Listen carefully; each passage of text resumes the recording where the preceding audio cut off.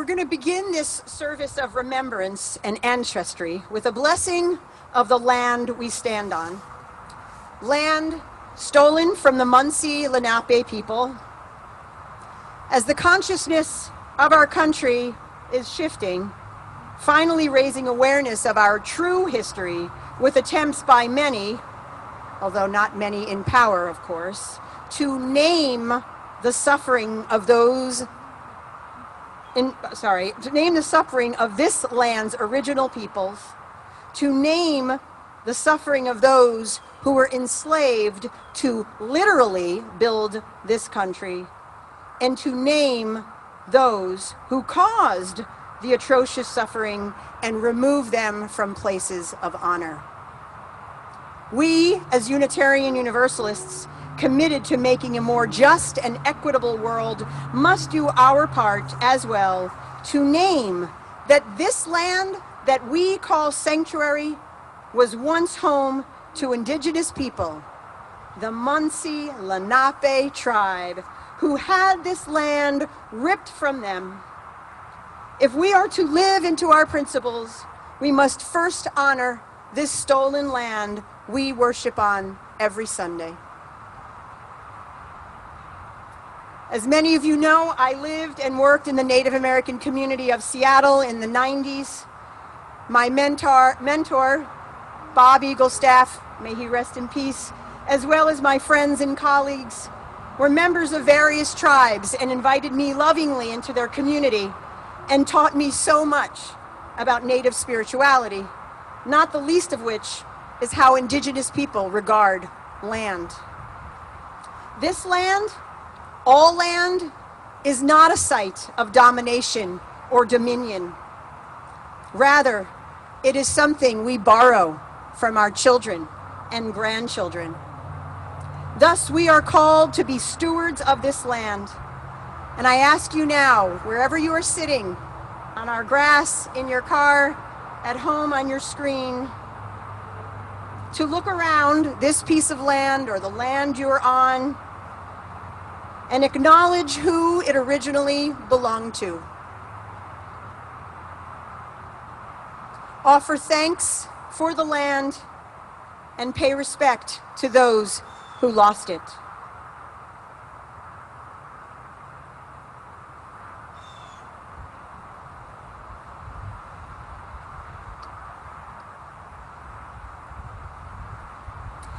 I invite us all to also think about the necessity for all of us to be part of the movement towards reconciliation and justice for our indigenous siblings.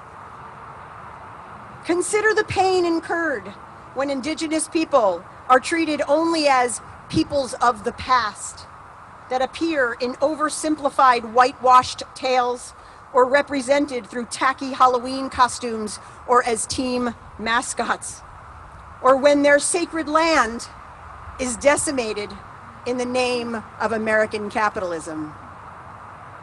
I call upon the words of scholar, activist, theologian Vine Deloria Jr., a member of the Standing Rock Sioux tribe. He says, before any final solution to American history can occur, a reconciliation must be effected between the spiritual owner of the land, American Indians, and the political owner of the land, American whites. Guilt and accusations cannot continue to revolve in a vacuum without some effort at reaching a solution. He adds, who will find peace with the lands?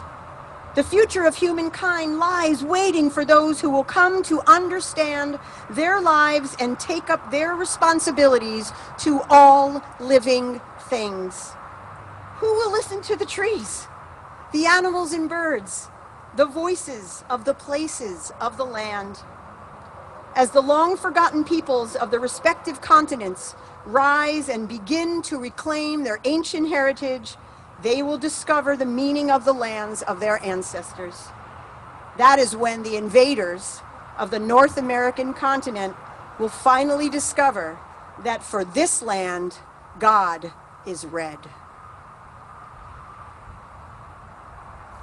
Thus, on this day of honoring our ancestors,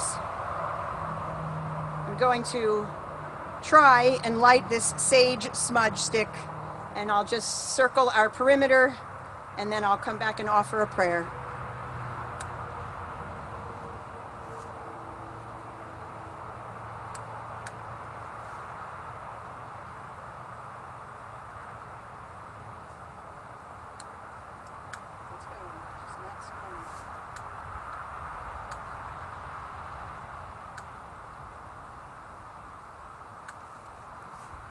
Charles, while I do this.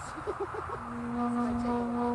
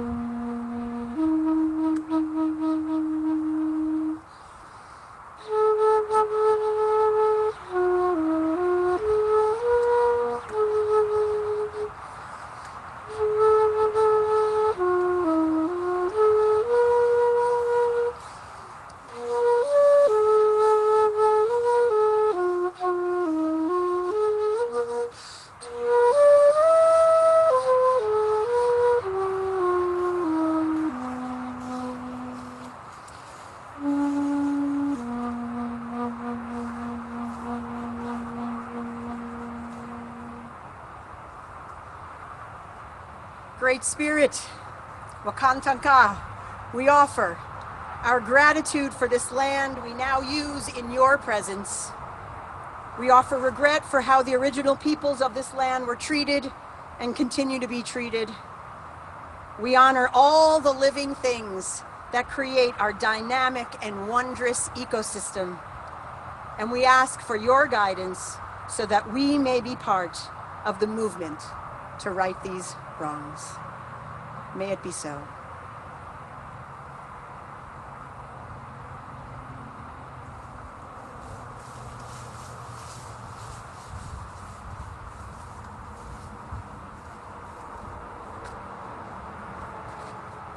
Join us if you wish.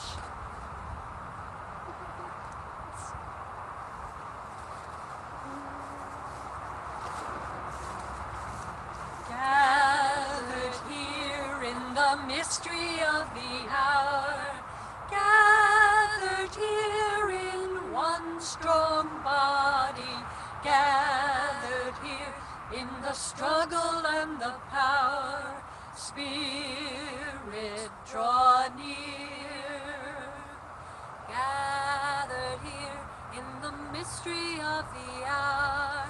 Gathered here in the mystery of the hour. Gathered here in the one strong body. Gathered here in the struggle and the power. Spirit, draw mystery of the hour. Gathered here in the mystery of the hour. Gathered here in the one strong body. Gathered here in the struggle and the power. Spirit, draw mystery of the hour. Gathered here in the mystery of the hour. Gathered here in the one strong body. Gathered here in the struggle and the power. Spirit, draw near. While we were singing, there was a hawk circling.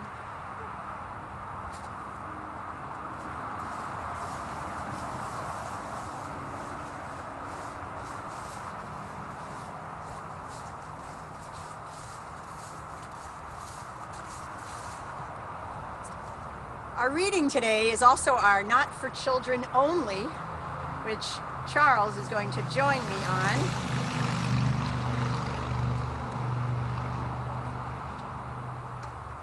This is a story entitled The Origin of Death. It is a Siksika, which is Blackfeet story from the people of Montana and Alberta. And it is told by Joseph Bruchac. When the world was new, old man and old woman were walking around. Let us decide how things will be. That is good. How shall we do it? Well, since it was my idea, I think I should have the first say in everything. That is good, just as long as I have the last say. So they walked around and looked at things. The old man spoke. I've been thinking about hunting. The men will be the hunters. Anytime they want to shoot an animal, they will call it, and it will come to them. I agree the men should be hunters, but if the animals come when they are called, life will be too easy for the people. The animals should run away when they see people. Then it will be hard for the men to kill them. That way people will be smarter and stronger. You have the last say. Then they walked around some more. After a while, old man spoke again. I've been thinking about what people will look like. They will have eyes on one side of their faces and the mouth on the other.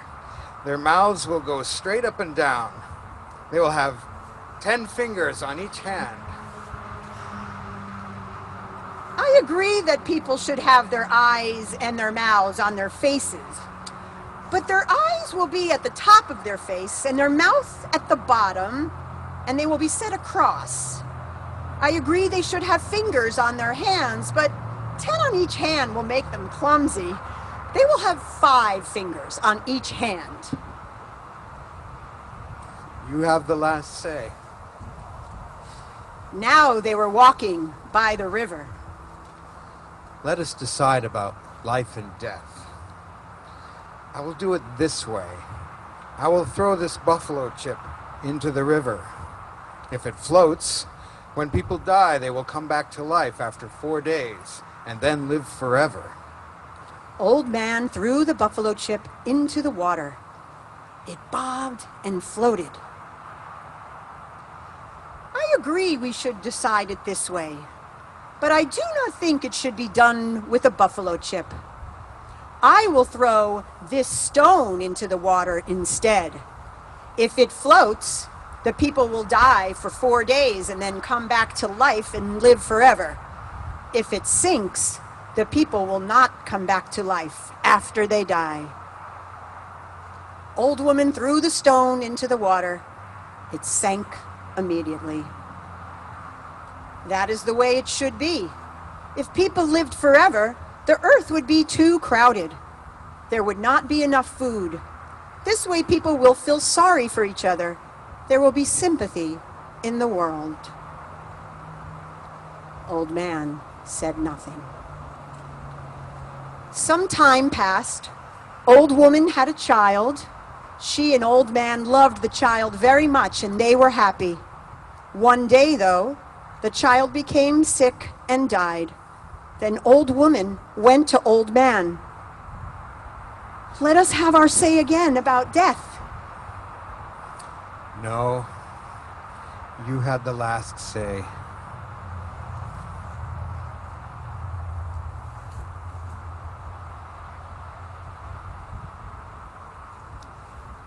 My original plan for this service was to do a modified version of the Samhain service from last year. Modified because I was trying to figure out how best to do a service of remembrance via Zoom. But then, when the board and I decided to move our service into this face-to-face setting, I rethought my plans entirely and decided this was the perfect opportunity to not just honor our own ancestors, which Samhain calls us to do, but to also honor the true ancestors of this land.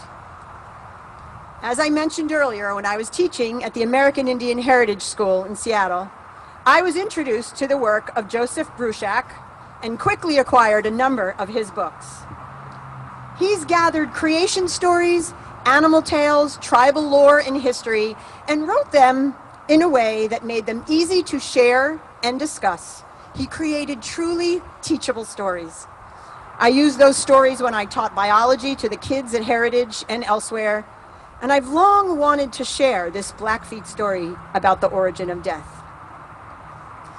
As we all know, and we, as UUs, are lucky to explore given that we draw from 6 sources, all cultures, past and present, have their own creation stories, as well as stories that help explain death. The thing I love about this story is the ending. Old woman, after having the final say, realizes through her own loss just how final that say was. Her loss, her personal loss, was so great, she wanted to undo her decision and change the rules so she could see her lost loved one again and forever. I imagine many of us have felt that way at times when we think about the people we have lost. Can't we just have one more conversation? One more visit? What we are currently living through, a pandemic that has taken over 220,000 people in this country alone away from their loved ones, makes it all the more clear just how final death is. During Samhain, the veil between this world and the other world gets lifted so we can see or experience in some way those we have lost. Is it true? That's not for me to say, but I can see how powerful it is to have a ritual that allows us to glimpse our dearly departed, even just for a short window in the fall. I am also reminded at how during this time of year, many of our Mexican and other Central American siblings visit graves of their lost family members, not just to mourn, but to chat, take a meal, sing. Another way of staying connected to those who have gone before us. Our ritual time today asks us to not just feel our personal loss, but to also feel collective loss. People we've lost in this congregation, even just this year. In Kingston, in Ulster County, in New York State, in the United States, in the world. People who have gone before us and lost their lives to illness, to police violence, to hate, who lost their lives while fighting for justice, while comforting, healing, or companioning others, or while fighting to hold onto their land. Our ancestors, in the small a sense, are the people who made us who we are today. Mine, as you know, primarily come from the southern end of Italy, and their DNA and trials and tribulations, their joys and sorrows, live on through me and Rafaela. When I feel lost, I sometimes remind myself that I am surrounded. I also have ancestors with a capital A. The ancestors who may not be connected to me via genetic material, but are connected to me through the work they have done in our faith.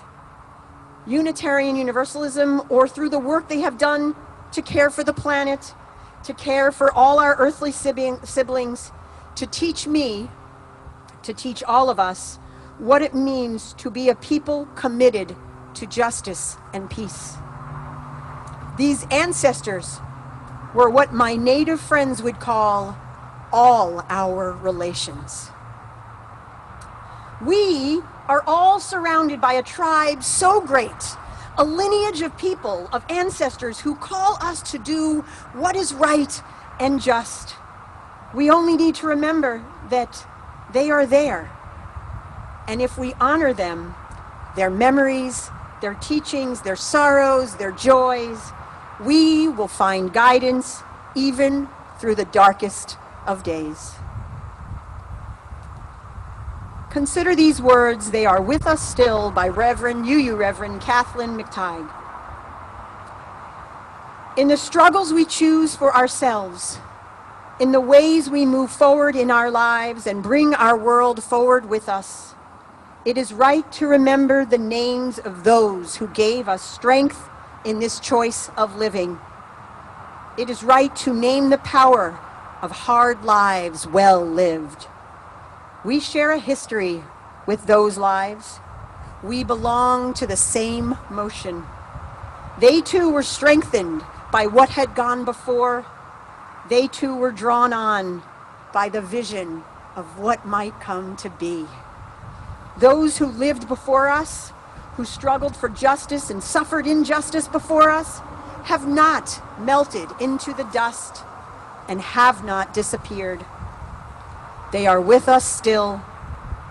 The lives they lived hold us steady. Their words remind us and call us back to ourselves.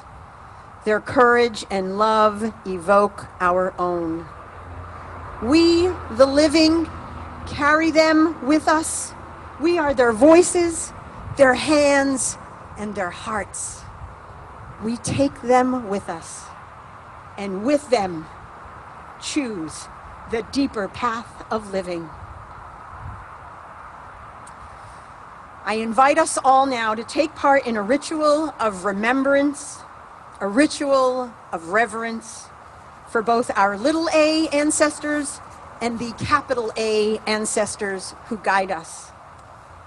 I hope you all remembered to bring a stone with you, and if not, I suppose we have a parking lot full of them if you need to grab one. But take a moment, let me get my stone out of my pocket. Take a moment to hold your stone in your hands. Kathy, you need one? I have one extra in my pocket. You got it? Okay, good. Hold your stone in your hands. Warm it with your hands. And then I'm going to ask you to either whisper to it or telepathically have a conversation with it. Okay? Tell your stone who or what you would like to honor. Individuals, groups, those known or unknown, human, animal, I like that. Human, animal, plant, mineral, whatever your spirit is calling you to do. Transmit your feelings of loss, love, respect, reverence, maybe a request for guidance, support, protection. And then when you feel ready, with your mask on, I'm going to do it with my mask off, so wait till I'm done, please. I'm going to ask you to place your stone somewhere along that spiral that is in blue chalk on the grass there. There's a candle in the center that I'm not going to bother lighting, so imagine there's a light there. And then I would like to encourage you, so you keep our blood flowing, we don't lose our toes or something, after you place your stone, to walk through our memorial garden, which is our place for our direct UU Catskills ancestors and loved ones. Michael came early this morning and blew a path through the leaves for us to make it through.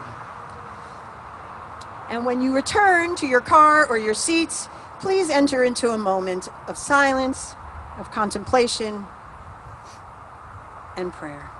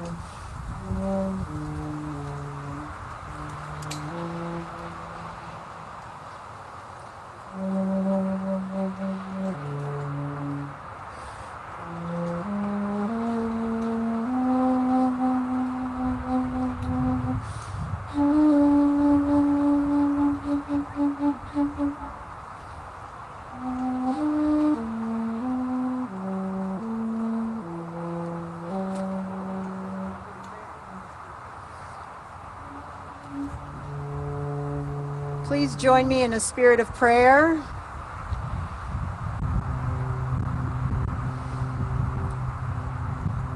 Spirit of life, universe, great spirit, the many names for love, God, abundance. Please carry our prayers, our concerns, our sorrows, our joys, our fears for us and with us. Remind us that we are part of a community, we are part of something far greater than ourselves, and that together,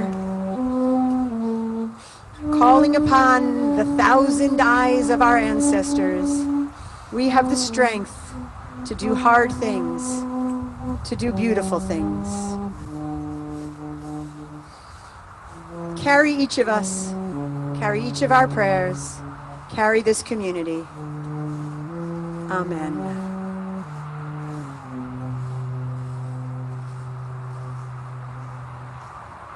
Thank you, Charles. We are doing an offering. It's a little trickier out here. So Charles is going to play hymn number 306, Sing of Living, Sing of Dying. I encourage you to sing along. On the back of your sheet is how to do online giving, if you can do that from your phone while sitting here, or maybe when you get home. Or if we wanted to do a cash collection, if you feel inclined, we could bring it and just put it under the chalice so it doesn't blow away. I hadn't planned for that idea, so I don't know if anybody wants to. And if you're at home watching us on Zoom, you should all be pros by now on how to do our online giving. And then we're gonna do this hymn, then another, and then closing words, and then I'm gonna go drink hot chocolate. Okay.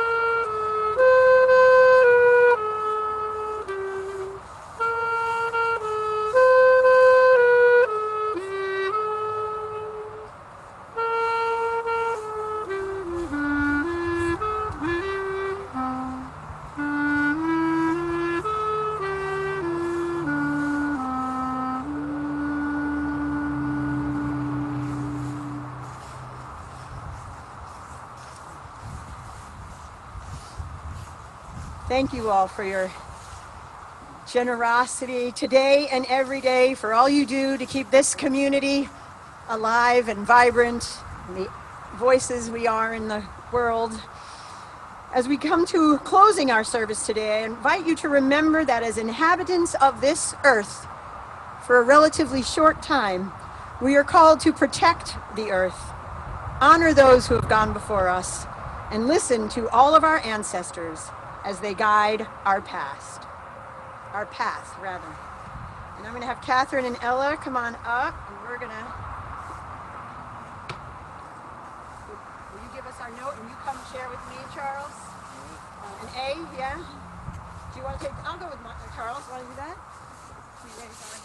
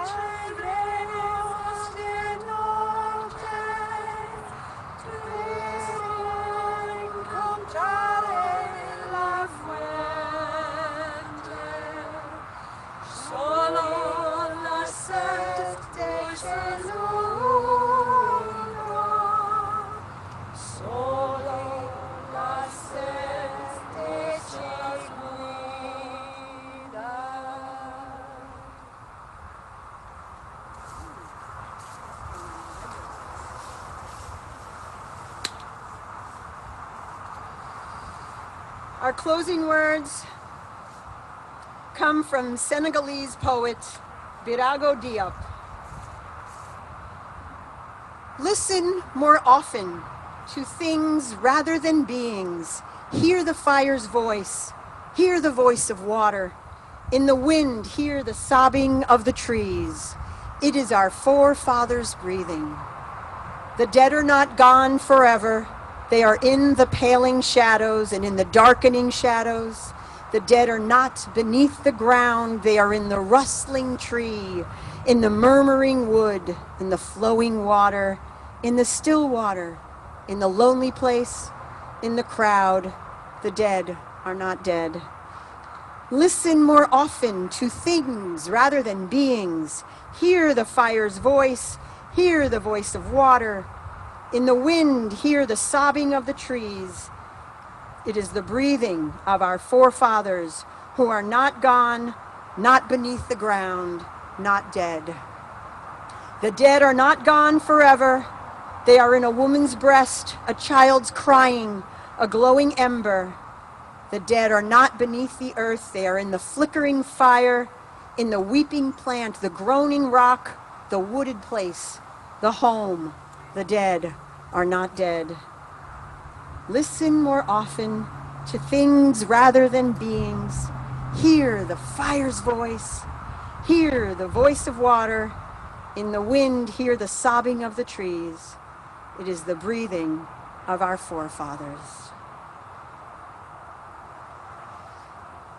And now we will symbolically extinguish our chalice with our regular words. We extinguish this chalice, but not the light of truth, the warmth of community, or the fire of commitment. These we carry in our hearts until we are together again. From you I receive, to you I give. Together we share, and from this we live. From you I receive, to you I give. Together we share, and from this we live. Thank you all for being here today. I know it was a little cold, but gosh, it was beautiful. It was lovely to see you. I'm glad our technology worked. It's fantastic. I love you all. I miss you, and I'm so happy to see you. And I hope you have a beautiful remainder of the Sunday and week, and to see you at one of our special gatherings this week. Can we give it up for Charles, too? Charles Fromer, everyone. Catherine and Ella, too. Thank you. And for all of you for being here, making our little spiral. We'll see if it lasts. Have a wonderful day. Many blessings to you all.